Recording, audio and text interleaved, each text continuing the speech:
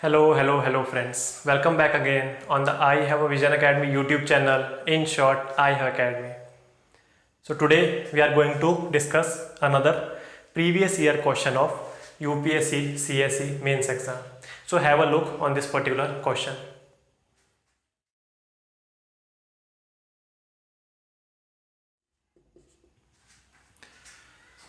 So hope so आपने अच्छी तरह क्वेश्चन देख लिया होगा, पढ़ लिया होगा. So first important step I have told you that to underline what the question is demanding. Now the question can be demanding 2 to 3 things from us. ऐसा नहीं है एक पर्टिकुलर क्वेश्चन एक ही चीज़ डिमांड कर रहा है.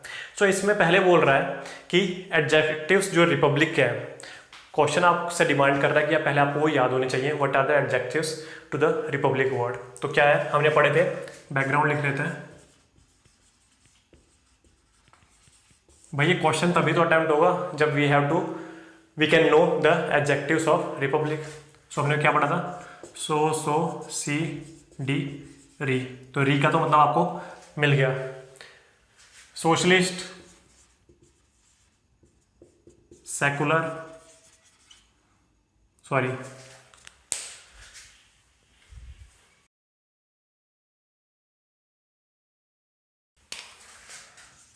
Sovereign, socialist, secular, democratic and republic. So background में आपको ये पता होना चाहिए. Then the question is asking us that ये अभी भी रेलेवेंट है एडजेक्टिव्स या नहीं एडजेक्टिव्स रेलेवेंट है. It means you have to know some past examples or current affairs example to the same, to justify the same, are these particular adjectives are holding their ground or not. अगर कर रहे हैं तो कैसे, नहीं कर रहे हैं तो कैसे. सो सबसे पहले तो बैकग्राउंड में आपको ये ऑर्डर पता होना चाहिए या बस ये एडजेक्टिव्स पता होने चाहिए. Second, what are their meanings, what are their attached meanings, वो आपको पता होने चाहिए. Then by the matrix formation you have to remember what kind of things और examples you can give in each and every चीज, है ना. Start करते हैं. सो इंट्रो में लिख देते हैं. इंट्रो में क्या लिख देंगे, बहुत ही सिंपल इंट्रो हो सकता है इसका, कोई भी कॉम्प्लेक्सिटी की ज़रूरत नहीं है. ठीक है. सो हम ये बोल सकते हैं, our preamble quotes that this particular Indian polity is sovereign, socialist, secular, democratic and republic. ठीक है. और इससे अच्छा वर्ड एक बोल सकते हैं, our union of India is, है ना. So our union of India by our constitution has been declared that it is sovereign, socialist, secular, democratic, Republic.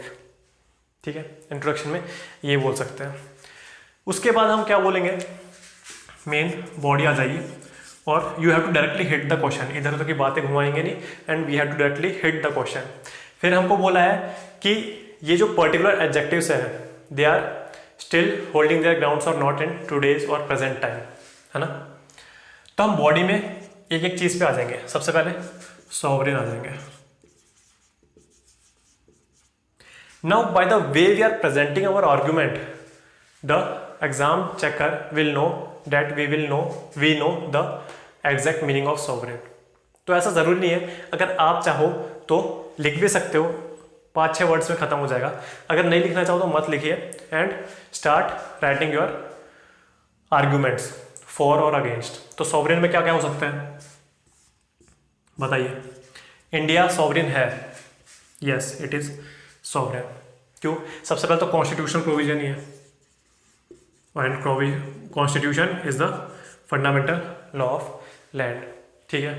अभी मोस्ट रिसेंट यूएन में वोटिंग हुई थी पैलेस्टीन के हिसाब से. सो क्या किया इंडिया ने, he has abstained from voting. तो पूरे अरब वर्ल्ड और बहुत सारी कंट्रीज चाहते थे कि India should vote in the favour of Palestine. But as India is a sovereign body there is no superior authority to Union of India. तो India किसी की बात नहीं सुनेगा and India will take its own decisions. So that's why India abstained from this particular voting, है ना. Then आप ये लिख सकते हैं कि US wants Indian troops on the soils of Afghanistan, चाहता था ना कि भाई आप भी भेजिए, but India denied the same. So this is also the representation of sovereignty of India, कि मना कर दिया कि नहीं हम नहीं आएंगे। ठीक है। नाम नॉन अलाइंग मूवमेंट, भाई at the era of cold वार, कब से कब था, आई थिंक 1945 से स्टार्ट हुआ था, 1991 में खत्म हुआ। So in the era of cold war there are two superior powers और टू पोल्स ऑफ पावर्स, कौन कौन थे, USA as well as USSR. But India being a sovereign nation has condemned this two bipolar powers, और उससे क्या बोला कि नहीं, we are non aligned with each of this powers, कि हम भाई अपने खुद के ग्राउंड पे खड़े रहेंगे and we are not aligning with this particular force और that particular force. So non align movement, Bandung conference, बहुत फेमस है बांडुंग कॉन्फ्रेंस, इंडोनेशिया में शायद से बांडुंग, तो वो भी एक जीता जाता एग्जाम्पल है हमारे सॉवरेन होने का। ठीक है। अच्छा ये बताइए, इंडिया इज नॉट सॉवरेन, इसके ऊपर क्या बताएंगे। देखिए आईएमएफ से जब हमने लोन लिया था इन 1991, क्यों, because there is a economical crisis in India. So then onwards IMF has given us a lot of orders that open your economy, please bring down your fiscal rates, है ना। आपके जो भी liquid LAF है, liquidity adjustment facility है, आपका CRR है, ये कम करिए। So these all kinds of orders we have to apply on our Indian soils, नहीं तो ये पर्टिकुलर जो रिलीफ पैकेज है by the IMF it will be denied. तो ये हमको मानने पड़ गए थे, कब, 1991 में, है ना। इसमें सॉवरेंटी में एक और चीज आ जाएगी, we are ratifying these major treaties like Paris agreement, है ना, क्योटो प्रोटोकॉल है, स्टॉकहोम कन्वेंशन है, ठीक है, देन साइट्स है। So these all kind of treaties we are ratifying in our own discretion. Yes, once we sign this particular or ratify this particular organization, उसके बाद तो yes there are some particular orders or provisions we have to follow and that is binding on us. But that too अगर हम वो तोड़ भी देते हैं, so ऐसा कुछ नहीं है कि इंडिया के ऊपर punitive measures लिए जाएंगे, बस हमारा नॉट हमारा बट दूसरे देशों का कॉन्फिडेंस इंडिया पे कम हो जाएगा कि भाई it will not stick true to its word. So बहुत ही दोगला नेशन है, इस पर भरोसा नहीं किया जा सकता। ऐसे बहुत सारे नेशन हैं जिनको बोलते हैं हम वर्ल्ड, पर इंडिया उनमें से अभी तक नहीं है। So at the time of ratifying the treaty we have ratifying it on our own discussion. हमने SCO ज्वाइन किया, दिस पर्टिकुलर ऑर्गेनाइजेशन, हमने क्वाड ज्वाइन किया। सो किसी ने हमें फोर्स किया था? नहीं, we have join this particular organisation on in our own discussion. So these are all the examples of, इतना तो हम लिख नहीं पाएंगे इतना कम टाइम में, बट मैं आपको सारे एग्जाम्पल्स बता रहा हूँ। ऐसे ही आप सोच सोच के ब्रेनस्टॉर्म करके और भी लिख सकते हैं। सो इनसे पता चलता है यस इंडिया इज सॉवरेन, है ना। नो में हमने बोला कि IMF की थी, तो उसमें हमारे दिक्कत हो गई। आपको एक केस याद हो गया इटालियन मरीन्स का, हमारे फिशरमैन मार दिए थे इटालियन मरीन्स ने। बट उसके बाद क्या हुआ, इटली ने बोला कि इन इटालियन मरीन्स पे हम अपने सॉइल्स पे केस लड़ेंगे। मतलब इन्होंने जो भी, मैं कर्म या कांड बोलने वाला था पर अच्छे वर्ड नहीं है, तो इन्होंने जो भी क्राइम कमिट किया है वो उसका जो कोर्ट ट्रायल्स होंगे that will be on the soils of Italy. क्यों? बिकॉज आपके यहाँ ना बहुत ही पुलिस सिस्टम और जेल सिस्टम बहुत बेकार है, बहुत ही डंडा और लठमारी करता है आपके यहाँ, तो इनको मरीन को क्या कर देंगे बताएंगे इंडिया। तो ठीक है, तो आपको ये केस याद हो गया, शायद से 2017 या 18 में था ये केस, तो हमको भेजना पड़ा था ड्यू टू प्रेशर, है ना। एक और बात देखिए, ऑपरेशन शक्ति एंड ऑपरेशन स्माइलिंग बुद्धा किससे रिलेटेड है? अवर न्यूक्लियर टेस्ट।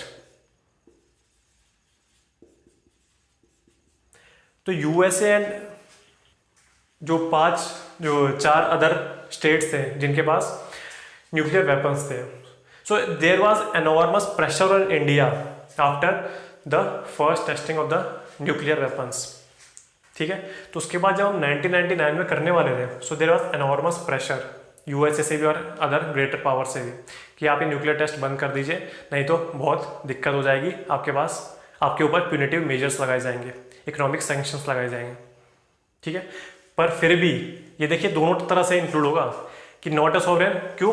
क्योंकि बहुत सारी रेस्ट्रिक्शन डाली, है ना। तो हम दूसरा टेस्ट जब कर रहे थे तो हमको बहुत ही ओवर्टली करना पड़ा, ठीक है। We are not doing these test in a conspicuous manner, बहुत ही कवर्ड तरीके से कि किसी को पता ना चले, इतना कि सैटेलाइट्स को तक ना पता चले, तो इतना ये छुप के किया गया था ये टेस्ट। तो क्यों, किससे छुप रहे थे भाई? तुम तो सॉवरेन हो, किससे छुप रहे थे? सो यूएसए के धमकियों से। तो यहाँ दोनों साइड से जाएगा कि हाँ, ये आप बोल सकते हो कि यूएसए के धमकियों से छुप रहे थे ताकि ये नॉट में आ जाए।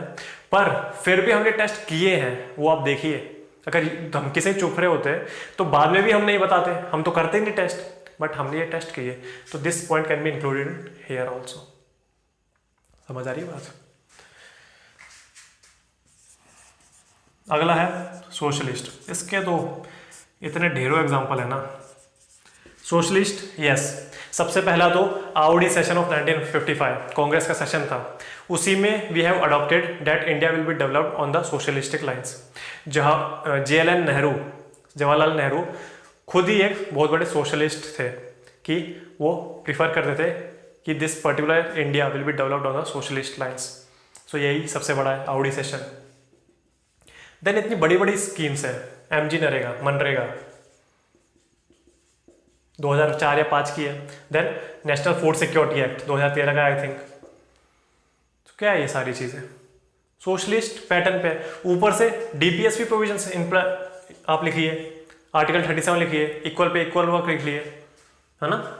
सो all that kind of things you can write in socialist कि yes this can be given in the socialist. And no, India is not a socialist. LPG reforms क्या थे भाई 1991 के तुम्हारे? These are kind of your socialist reforms. This is your pathway of socialization. ये आप socialist चीज कर रहे हो है LPG करके, liberalisation, privatisation, globalisation. This particular concept we will read in economic section, ठीक है।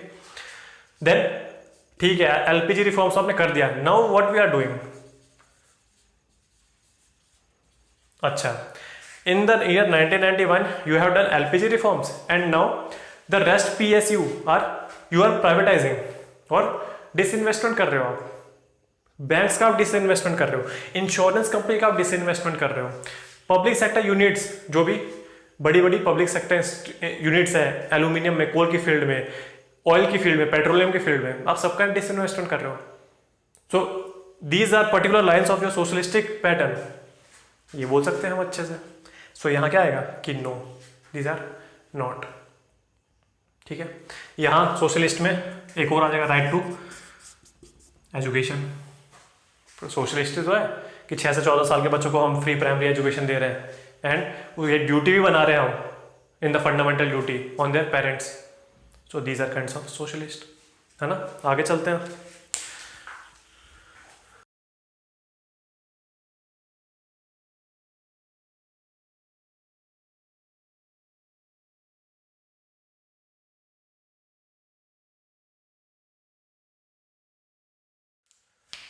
सेकुलर, हाँ भाई, वेरी डिबेटेबल। सेकुलर है या नहीं, क्या बोल सकते हो, सेकुलर है या नहीं? अरे यस में तो बोल दो सेकुलर है। क्यों? आर्टिकल 25, 26, 27, 28, 4 आर्टिकल पूरे सेकुलरिज्म पे डील करते हैं। The most famous case regarding 2 views, किसका पहला?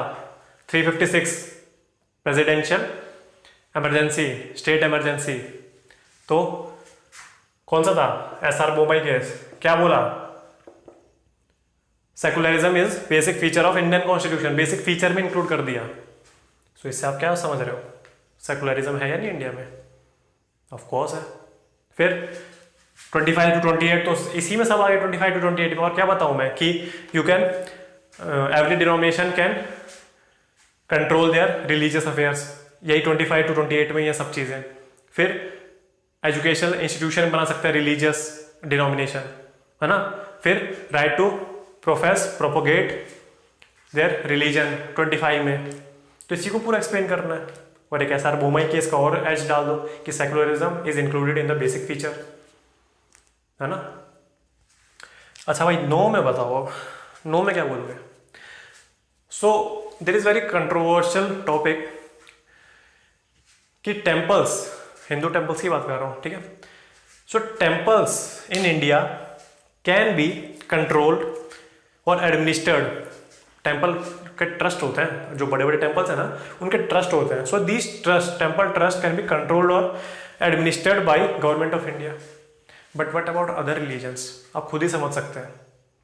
जैसे सिक्स का कौन करता है, एक पर्टिकुलर बॉडी है सिक्स की, हम हिस्ट्री में पढ़ते हैं ये चीज़, है ना। तो वो पर्टिकुलर पूरे गुरुद्वारास को मेंटेन करता है, कोई एक बॉडी होती है। देन मस्जिद्स, मॉस्क, उनको कभी गवर्नमेंट ऑफ इंडिया मेंटेन नहीं करती। सो एक ये बहुत कंट्रोवर्शियल पॉइंट है, तो ये आपके ऊपर आप लिख सकते हो, यहाँ लिख से भी सकते हो या नहीं भी लिख सकते हैं, ठीक है। इसमें हम एक और चीज़ ले सकते हैं कि इन आर्टिकल 29 ऐसा क्यों है कि बस माइनॉरिटी एजुकेशनल इंस्टीट्यूशन को एक अलग से राइट दिया हुआ है, तो वो भी पॉइंट सेकुलरिज्म में आ सकता है। Then one more point can be given in this particular that secular नहीं है। क्यों नहीं है?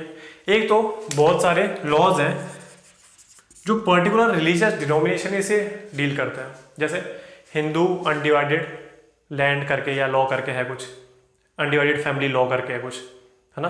तो वो पर्टिकुलर लॉ, उसमें नाम ही ऐसे लिखा हुआ है हिंदू अनडिवाइडेड फैमिली लॉ, तो उसमें क्या करें हम। Then in the elections, yes, model code of conduct says and election commission of India, supreme court reiterated that religious angle cannot be used in the political rallies. But हमको पता है कि these political parties are formed, many political parties are formed or have been formed on the religious lines. इनके जो doctrines होते हैं वो particular religious होते हैं। So what about this? और वही पार्टी जब पावर में आती है, so it will eminent those particular religion principles. अच्छे हैं या बुरे उसकी बात नहीं कर रहे हम, we are talking about secularism. और ये डिबेट नहीं चल रही हमारे ऊपर, मतलब आप नीचे कमेंट्स में लिखते रहे, नहीं, ये पर्टिकुलर जो क्वेश्चन था उसके हम डिस्कशन कर रहे हैं, and in this particular manner you have to write the body. तो एक एक करके हम वही सब डिस्कस कर रहे हैं। And last is democratic.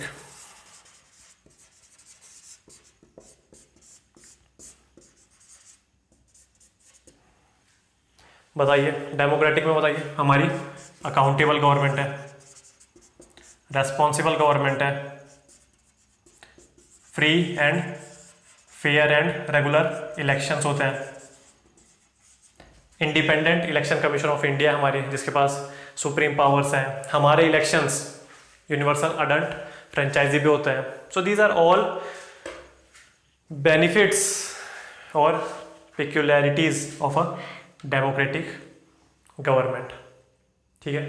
अब अनडेमोक्रेटिक में क्या लिख सकते हैं हम? देखिए ह्यूमन राइट्स वॉल्यूशन लिखिए। अनडेमोक्रेटिक ही तो है ये कि गवर्नमेंट को बेस्ट सर्विस प्रोवाइड करनी चाहिए अपने सिटीजन्स को, but here human rights violation have been done by the government on its citizens. तो ये क्या है? वेरी अनडेमोक्रेटिक बिहेवियर है ना। Then malpractices in elections. Malpractices in election क्या है? यही जो है पर्टिकुलर चीज। डेमोक्रेटिक में एक और चीज आप ले सकते हैं, PRI, पंचायती राज इंस्टीट्यूशन भी आप इंक्लूड कर सकते हैं डेमोक्रेटिक में, है ना। इसमें अनडेमोक्रेटिक क्या है? ह्यूमन राइट वॉल्यूशन हो रहे हैं, माल प्रैक्टिसेस इन इलेक्शन हो रही है, ठीक है। देन हमारी वॉल्यूशन ऑफ फंडामेंटल राइट्स बार बार कैसे हो रही है? देखिए, yes there are limitations to fundamental rights, but the government of India in many cases have been using this restrictions given in the constitution of India in a very frivolous manner. कैसे? जैसे अगर मैं, वैसे ये तो controversial है but आपके समझने के लिए बता रहा हूँ। जैसे एक particular report I and that particular report says the maximum number of shutdowns, internet shutdowns in this particular year. तो ये कौन नंबर पर 1 पे है? इंडिया। कहाँ किया है? In the state of Jammu and Kashmir. उसके बाद दिल्ली में किया हुआ है। समझ रहे हो आप? तो internet shutdown, I think Kerala high court ने बोला था कि right to internet is also a fundamental right. तो ऐसे वायलेशन हो रहे हैं। So violation of fundamental right is nothing but undemocratic behaviour of government towards its citizens. Understood? Then in the conclusion आप क्या लिखोगे बताइए? You will support these particular arguments of yes or you will support the particular arguments of no. So you are going to become a diplomat और आप government of India के तरफ से काम करोगे।